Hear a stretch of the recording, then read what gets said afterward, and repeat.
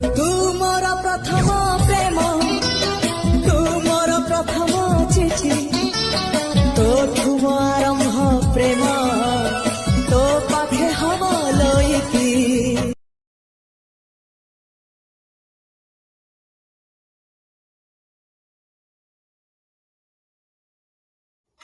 କ'ଣ ଆପଣ ଏହିପରି ଭିଡ଼ିଓ ଏଡ଼ିଟିଂ କରିବାକୁ ଚାହୁଁଛନ୍ତି?